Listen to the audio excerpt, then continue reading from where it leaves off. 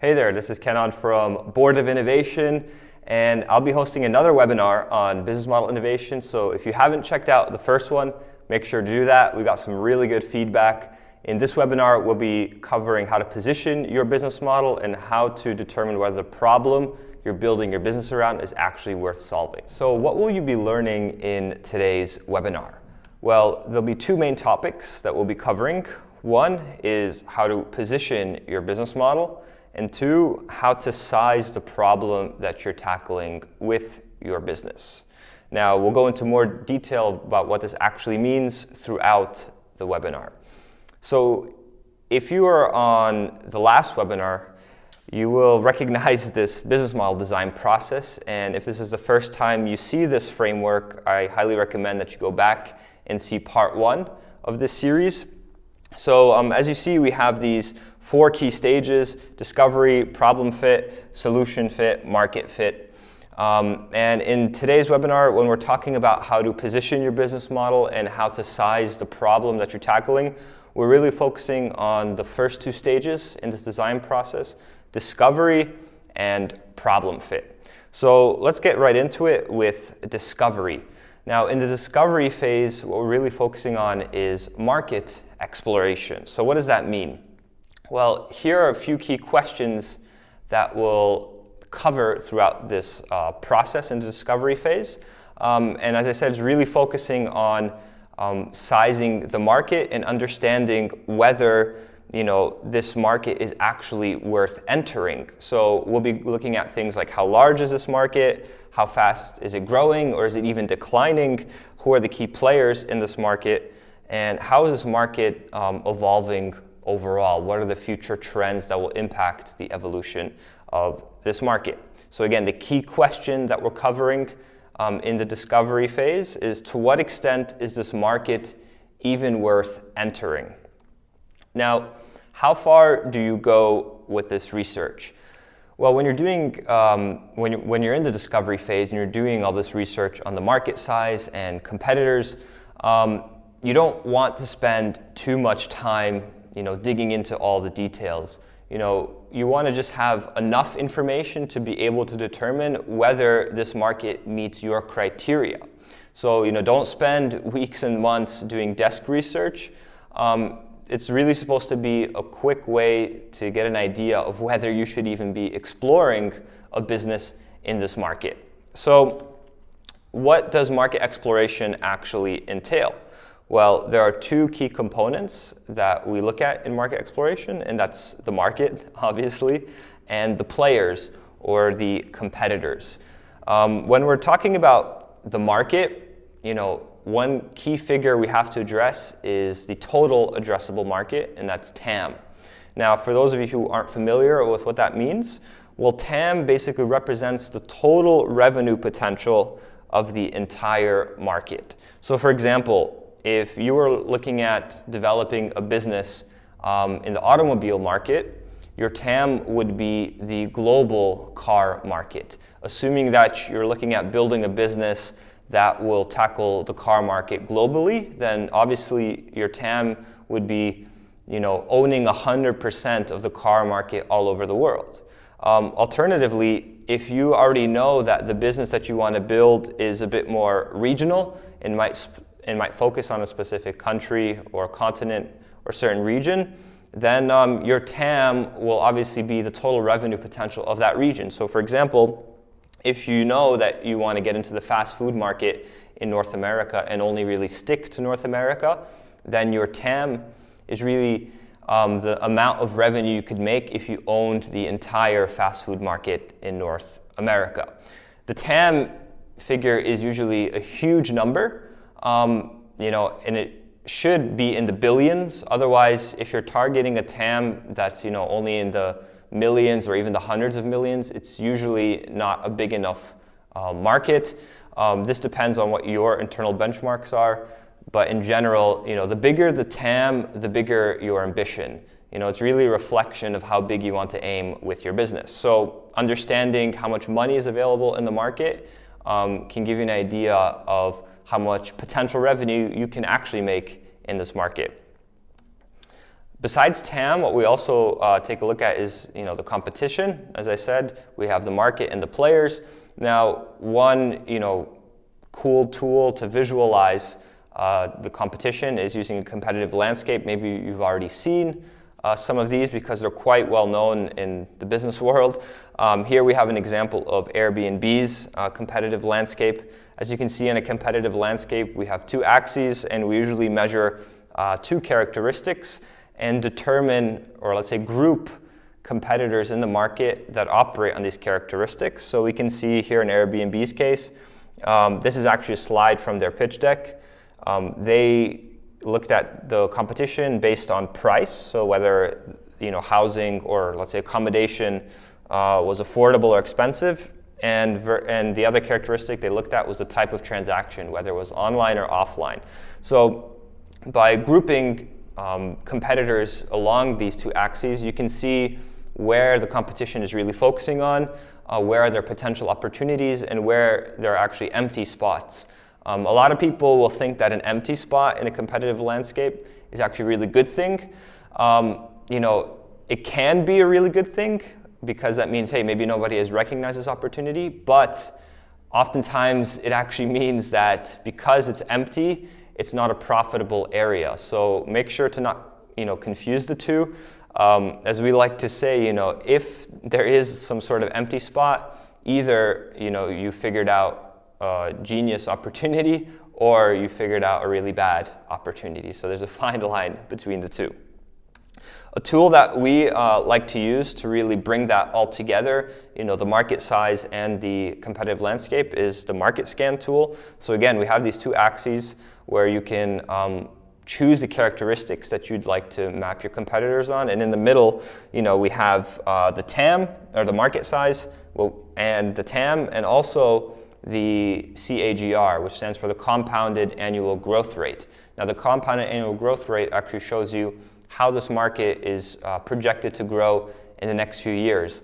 Again, you can find all this information online through lots of different sources.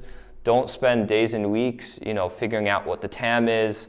Don't spend days and weeks figuring out what the compounded annual growth rate is. Just get an idea from different sources so that you can make a good enough decision to understand, is this market big enough, and how is it actually growing? Because you obviously don't want to be entering a market that's projected to be declining in the next 5 years, because that probably means your business won't be around for quite a long time.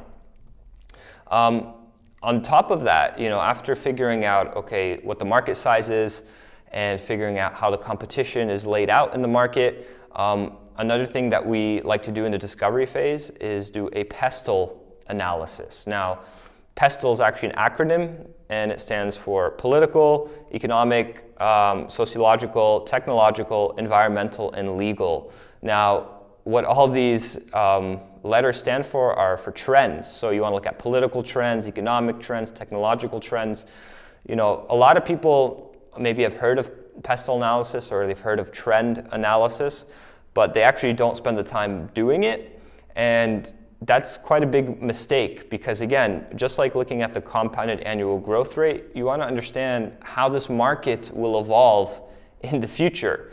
So if you're planning to build a business in a market that will be disrupted, let's say, by artificial intelligence in the next 5 years, well, then you have to understand that your solution, if it doesn't incorporate some sort of artificial intelligence, your solution probably won't be there for long, and your business won't be there for long. So really don't underestimate the power of looking into these trends, because again, the goal of building a business is to build a sustainable business.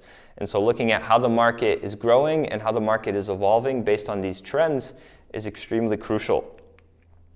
So by the end of the discovery phase, you should have an idea of how big the market is, so the size, and how it's growing. So again, looking at the TAM and the compounded annual growth rate. You should have an idea of the key players in the market through the competitive landscape, and you should have an idea of the key forces that are impacting the future of this market through the PESTLE analysis.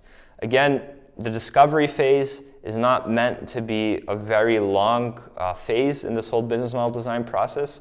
It's really just to give you an idea of whether we should even enter this market. And again, a lot of people completely ignore the discovery phase and just go straight into problem exploration and building solutions. But ultimately, they then realize, wow, that this market isn't even actually that big. So again, even though this phase is short, make sure you do it, because if you realize that the market is not worth entering, well, then you save yourself a whole lot of time, energy, and resources down the road. So now, having gone through discovery and having determined that, hey, this is a market that is worth entering, it's time to go into the problem fit phase. Now, in the problem fit phase of the business design process, we really want to now look at user problem exploration. So in the discovery phase, we're looking at market exploration. In the problem fit phase, we're looking at the user problems exploration. So in the problem fit phase, some key questions that we want to cover are which problems do users face, obviously, but more importantly, how valuable are these problems? How much money is being spent on solving these problems? How much money is actually being wasted as a result of inefficiencies that these problems bring along? Which user segments face these problems? And again, how large are these segments?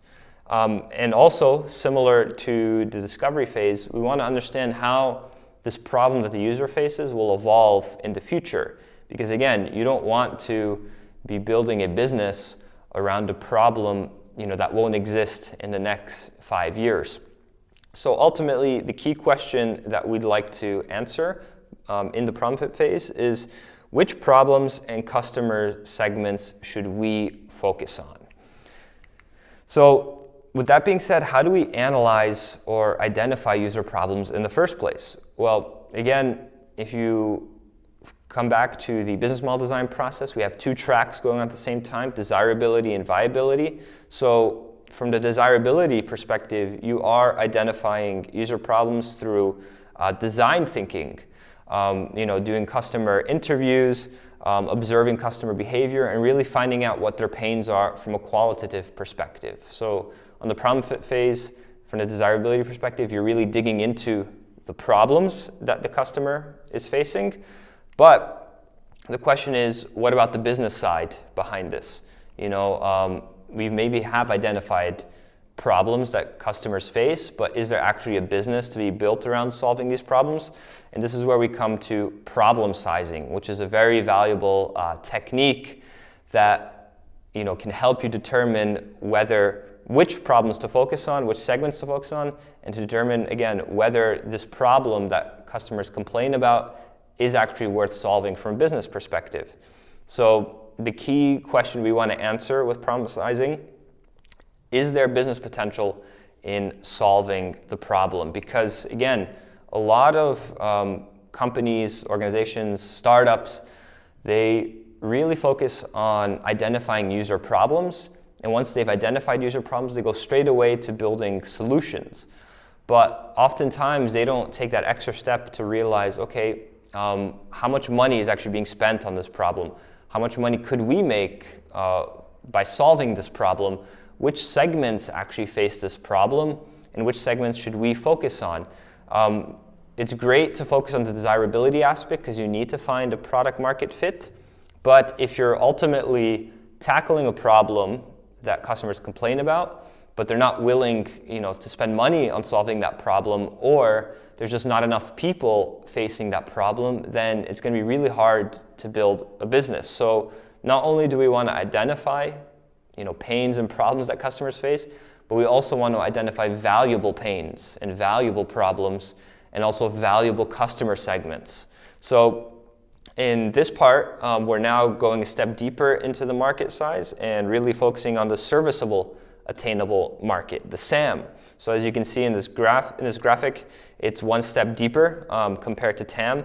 So your SAM is the total revenue potential of your target market segment. Again, if you are focusing on building a business in the car market, your TAM might have been the global car market, and now you've realized through problem sizing, hey, there's an opportunity to really focus on the second-hand car market. So your SAM would obviously be the second-hand car market.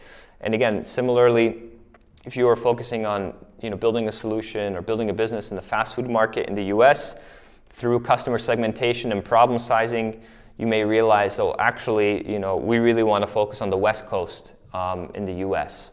So our total revenue potential in the West Coast of the US will be our SAM figure. What's important when looking into SAM and looking into problem sizing is to understand that our solution is not for everyone, but it is for someone. This means that, again, in order to build a business, you can't target the entire market at once. You have to really identify which segments are valuable, which segments experience these pains, and which segments is it worth it for us, given our resources, to tackle. A common mistake that many startups, companies, and again, it's not only startups or small companies, but even large corporates, a common problem that they all make is that they build a solution for a problem, but they want to address the entire market, right? So they try to build a solution that incorporates, a bit of this and a bit of that, and as a result, they only deliver 80% of value to 100% of the market. But 80% of value for a customer is simply not enough. So the better approach and the smarter approach is to identify those segments, and instead of delivering 80% of value to 100% of the market, deliver 100% of value to 80% of the market, or even smaller, to 50% of the market, to 20% of the market. This is where it's really important to get into customer segmentation. And there are a few techniques that you can use in order to segment your market and to identify which segments are worth targeting. We have geographic segmentation, which is probably the most common and most basic form. You can segment your market based on cities, countries, continents. You can segment it based on regions. You can even segment it based on climates. Again, geographic segmentation is very basic. You just use objective data, and it's usually the starting point for segmentation because it leads to very broad segments. A second level of segmentation is looking at socio-demographics. So this is where you look at factors such as age, income. If you're in a B2B context, you might look at company size, you might look at industry. So you're still looking at objective data, but now it's getting a bit more detailed. And oftentimes, socio-demographic segmentation works hand in hand with geographic segmentation. So, you might figure out a segment such as millennials in Southeast Asia. Millennials being the socio-demographic target, Southeast Asia being the geographic segment. So oftentimes they work hand in hand. Now the last segmentation technique here, psychographic segmentation, is the richest and deepest form of segmentation because you're no longer just looking at objective data like countries, income levels, industries. You're really getting qualitative data from users and customers with psychographics. So with psychographic segmentation, you're really looking at users' behaviors, their motivations, their attitudes. And the only way you can actually get this type of data is by doing interviews with customers. So you can do that obviously through face-to-face interviews. You can do that through surveys, questionnaires. The point is, the key to successfully doing psychographic segmentation is to get that customer data, to get that customer insight. Because once you're able to really understand what motivates them, what values they have, you're able to really craft finer segments, and as a result, you're really able to build better products because you know what their underlying needs are. You're better able to craft your marketing because you know how to target these people because you understand their psychology. And obviously, as you can see, the more data that you have, the better you can segment. So the quality of your segmentation is really reflected by the quality of your data. As you can see in this example that we have here, let's say you're targeting the laundry market. You realize, hey, that there's a business opportunity in this market.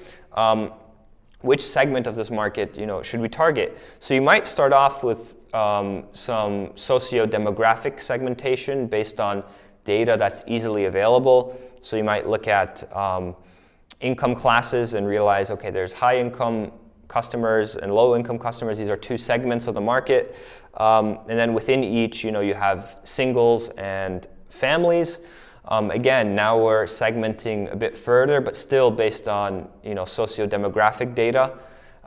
You might even go one step further and look at profession as a filter for segmentation. So you might realize that there are high-income singles that are white-collar professionals, and you might realize that there are low-income singles that are university students.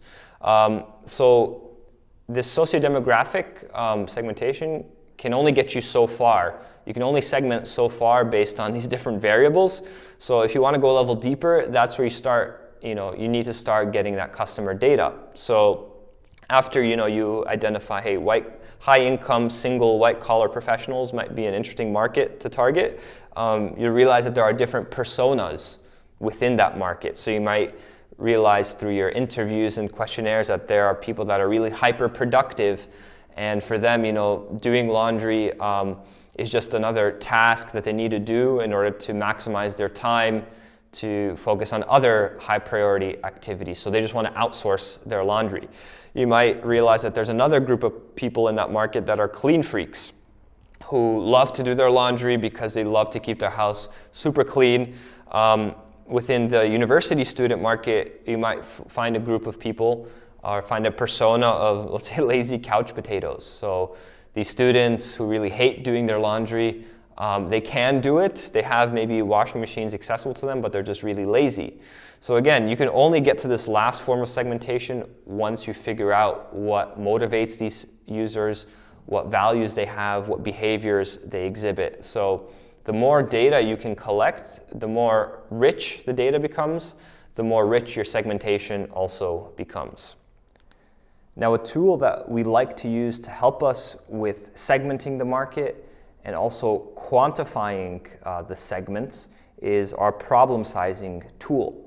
So let's walk through an example to better understand how we actually use this and how we quantify these segments, and more importantly, quantify the problems that these segments face. So again, relating back to the previous example of the laundry market, let's say we identify that the major problem that people face is washing their clothes. Through our customer interviews, we realize that these users, they just hate doing their laundry. It's really time consuming. It's really hard to plan it in their schedule. Through our segmentation techniques, we realize that there are two target segments that we would like to focus on. One being white collar professionals and the other being university students. So now that we've identified this from a qualitative perspective, let's start looking into the numbers. So if we look at our hypothetical market, we realize that there are 15 million white-collar professionals. We look at how often do they encounter this problem of washing their clothes? Well, we make an assumption that on average they do 2 loads a week. So on a yearly basis, they wash their clothes 104 times. Now the next question is, how much time or money do they spend each time they wash a load of laundry? Well, we make an assumption that they spend about 50 cents per wash on energy and detergent costs. And we make another assumption that since these are white-collar professionals and since they have high income, we assume that they own a washing machine and that they purchase it for about $500. So a washing machine that's purchased for $500 with a 10-year lifespan means that it costs them $50 a year. And if we do 104 loads per year, this comes down to 48 cents per wash. So ultimately, it costs these white-collar professionals about $1 per wash. To be more precise, it's 98 cents. So knowing these figures, we can now calculate the size of the problem. How much does washing clothes actually cost this target market segment on an annual basis? Well, all we have to do is multiply these figures, 15 million times 104 loads times 98 cents, and we see that washing clothes costs these white-collar professionals about $1.5 billion a year. Now let's compare that to the university student segment. So we see that in our hypothetical market that there are only 5 million university students. So it's a third of the size of the white-collar professional segment. We make the assumption that university students also wash their clothes about 2 times a week. So on an annual basis, they do about 104 loads per year. We also make the assumption that they spend about 50 cents per wash on laundry detergent and energy costs. However, we make the assumption that they don't own washing machines, and instead these university students have to use public facilities like a laundromat. So we make the assumption that they spend about $4 per wash every time they go to a laundromat. So if we now multiply these figures to get the problem size for university students, we see that the problem size for this segment is actually $2.3 billion. Now this is really interesting because the university student market is only a third of the size of the white-collar professional market, but the problem size is actually larger. It's almost twice as big. So the point of this problem sizing tool is to really help us identify which segments face a greater problem from a monetary perspective. Because we know that both of them hate washing their clothes, and it's a real problem, but by quantifying the segments and quantifying the problem per segment, we get a better idea of how to prioritize our solution. So with this, we might actually say, hey, university students, it's a smaller market, but the problem is much bigger for them. So let that be our first niche market. Let's target university students first, and so let's build a solution that solves their needs first. Ideally, you want to do this for multiple segments, right? So in this example, we have 2, but when you're doing this for your own business case and thinking of your business model, you want to do this for as many segments as possible so that you can really understand, which segments we should focus on, and you can compare them on a quantitative basis, not only on a qualitative basis. What we also do with this problem sizing tool is look at the evolution of the problem. So linking this back to the discovery phase where we looked at the pestle trends, we also want to see how these pestle trends will impact the problem. So we have these evolution boosters and evolution setbacks. In the evolution boosters, we see that the population is growing. So this obviously means that more and more people will need to do their laundry, which is great for building a business in this market. Also, we see that there's a rise of fast fashion, so people are buying more and more clothes way more often, which means that they have to do their laundry more often. So these are 2 trends that are positively impacting the problem size. On the flip side, we have some setbacks, such as the sharing economy. Because of the rise of sharing economies, people might not actually be buying their own washing machines any longer, or not as much as previously. So obviously, this means that maybe our assumption, when we look back to the white-collar market, our assumption that these white-collar professionals actually own a washing machine might be wrong. So by looking at these evolution setbacks and also the boosters, we might have to adjust some of these variables. Likewise, for the ecological awareness trend, because more and more people are becoming aware of the impact of unnecessarily using too much electricity on the environment, people might actually start washing their clothes less in the upcoming years, which means that our assumption that people wash their clothes twice a week, so 104 times a year, might actually decrease in the upcoming years. So again, the point of these 2 boosters and setbacks is to really look at the trends and critically take a look at the size of the problem. Will this $1.5 billion problem or this $2.3 billion problem actually increase in the upcoming years, or will it decrease? What factors are going to impact that problem? And as I mentioned before, the real goal of this exercise is to do this from multiple segments, to really be able to compare the different segments and the values of the problem per segment. You might have 5 segments, you might have 10, you might have 99 like Jay-Z, but the real goal of this exercise is to make you aware that these segments are not all created equal, and maybe smaller segments that might not look attractive because of their size, they actually might be attractive based on the size of the problem.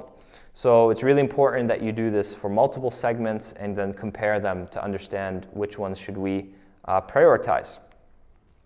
That's it for this webinar. I hope that you guys really enjoyed it and gained some value out of it. In my opinion, I think problem sizing is one of the most valuable techniques and tools that everyone should use when crafting their business model.